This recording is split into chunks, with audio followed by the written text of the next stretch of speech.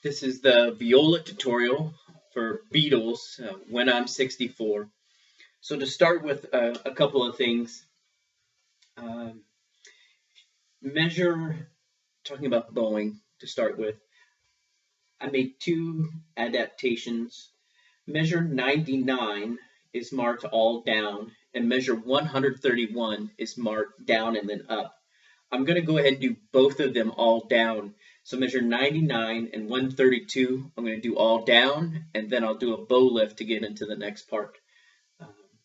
Pretty sure that's the only bowing thing that I've changed. And if you watch some of the other videos, you know that a lot of times when we have the same or a similar pattern, I like to keep as much the same. So these parts are almost exactly the same thing, so I want to make sure that my bowing is the same both times around.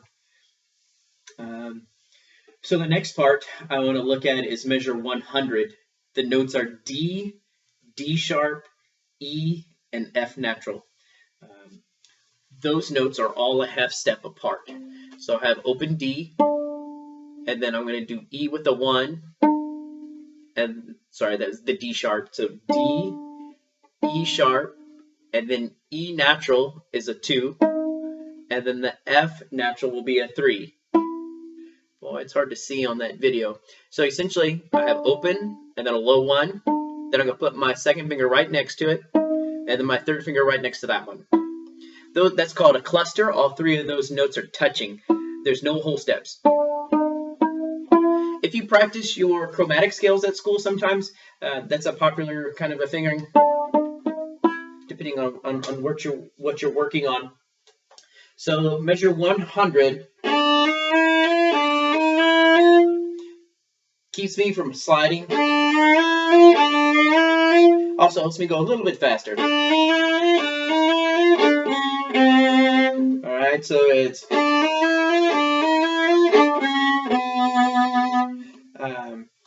I'm going to do that fingering and measure 100. I'm going to do it again and measure 133. So the D is open, the D sharp is a low 1, the E is a second finger, and the F natural is a third finger. They're all right next to each other, just like that. Okay.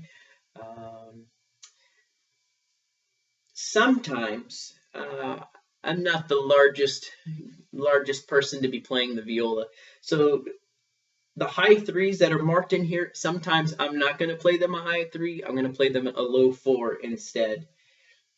So that little pattern that we just looked at measure 100, I played that C sharp with a low 4 instead. If we bounce down to measure 109,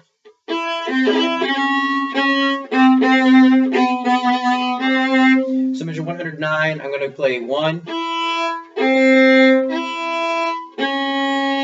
and that's what we're going to throw in that low 4th finger, especially because of the string crossings. Typically when notes you have an extension over a string crossing, you know, anytime you play over 2 strings, the whole steps are larger than what they normally would be on the single string. So because I'm crossing from the E to the C sharp, one's on the D string, one's on the G string, that's why I'm going to use the 4th finger. It's a little easier for me to reach. So again, I believe that was 109, 11, 10, measure 109, E, C, back to E, and that's where I'm going to play the 4th finger. And then another one, and then the C natural, there's no slide, it's just...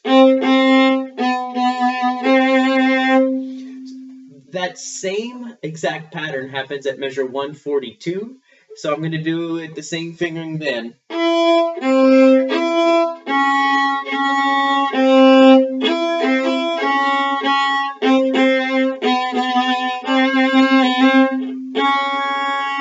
That was 42, it was measure 43, 143.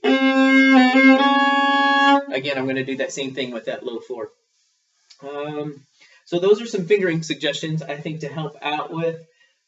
The cool thing about When I'm 64 is that if you listen to the Beatles tunes on YouTube or wherever on your phones, the rhythm is pretty much exactly what you would hear.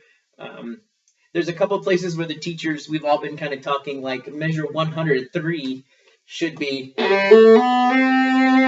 right? But because it sounds funny, we're going. So when you listen to the videos of me playing it, you'll notice that measures like 103. I've swung the eighth notes, even though it's not marked in the part, just because it kind of fits.